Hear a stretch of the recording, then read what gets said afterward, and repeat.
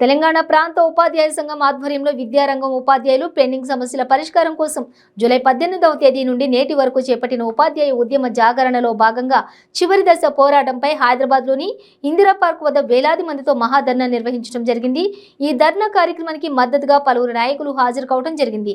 ఈ సందర్భంగా తపస్ రాష్ట్ర అధ్యక్షులు హనుమంతరావు మాట్లాడుతూ ఉపాధ్యాయులకు వారి కుటుంబాలకు కూడా ఓట్లుంటాయన్న సంగతి ప్రభుత్వం గుర్తుంచుకోవాలని, విద్యారంగం ఉపాధ్యాయులు అపరిష్కృత సమస్యలను వెంటనే పరిష్కరించాలని, పెండింగ్లో ఉన్న 3DAలను కూడా వెంటనే చెల్లించాలని ప్రభుత్వాన్ని డిమాండ్ చేశారు.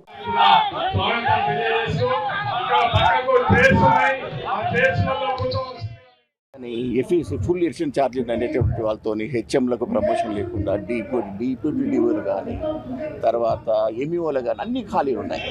కానీ ప్రమోషన్స్ లేక ట్రాన్స్ఫర్స్ లేక ప్రతి ఒక్కరు ఇబ్బంది పడుతున్నారు. ఆ ఇబ్బందిని ఈ విధంగా ధర్నా రూపంలో వ్యక్తపరచాలనే ఉద్దేశంతో వాళ్ళందరూ రాష్ట్రం నలుమూలకి వెళ్ళి వచ్చినారు. వాళ్ళకి సంఘీభావంగా నేను వచ్చినాను. ఇదే విషయాన్ని ఈసారి ఒక రిప్రజెంటేషన్తో తీసుకొని ఈ చీఫ్ సెక్రటరీని కలుస్తున్నాం ఈరోజు.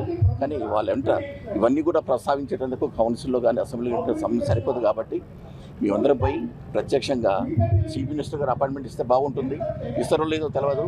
కానీ కనీసము విద్యారంగంలో ఉన్నటువంటి అధికారులతో కానీ చీఫ్ సెక్రటరీని కలిసి వీళ్ళ సమస్యలు ఏమున్నాయి, వాటి పరిష్కారానికి ఎట్లా మనం వాళ్ళు చర్యలు తీసుకోవాలన్న సంగతి కూడా వాళ్ళకు కొంత విజ్ఞప్తి చేస్తాం. తర్వాత ఏమవుతుందో చూద్దాం. Thank you very much. Thank you.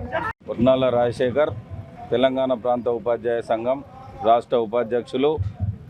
ఈరోజు తెలంగాణ ప్రాంత ఉపాధ్యాయ సంఘం ఆధ్వర్యంలో విద్యారంగ ఉపాధ్యాయ సమస్యలపై భాగ్యనగరంలో ఇందిరా పార్క్ వద్ద నిరసన కార్యక్రమం తెలియజేయడం జరుగుతుంది.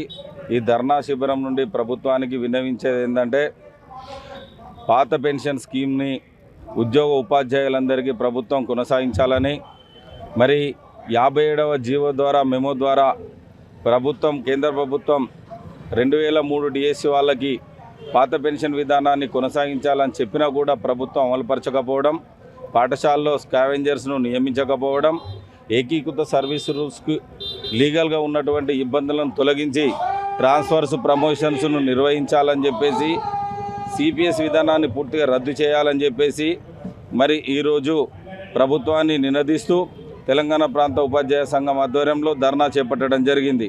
ప్రభుత్వం వెంటనే స్పందించి సమస్యలు సాల్వ్ అయినట్టయితే ప్రగతి భవన్, సెక్రటరేట్, అసెంబ్లీ ముట్టడాలకి ఈరోజు తెలంగాణ ప్రాంత ఉపాధ్యాయ సంఘం సిద్ధంగా ఉందని చెప్పేసి డిమాండ్ చేస్తున్నాం.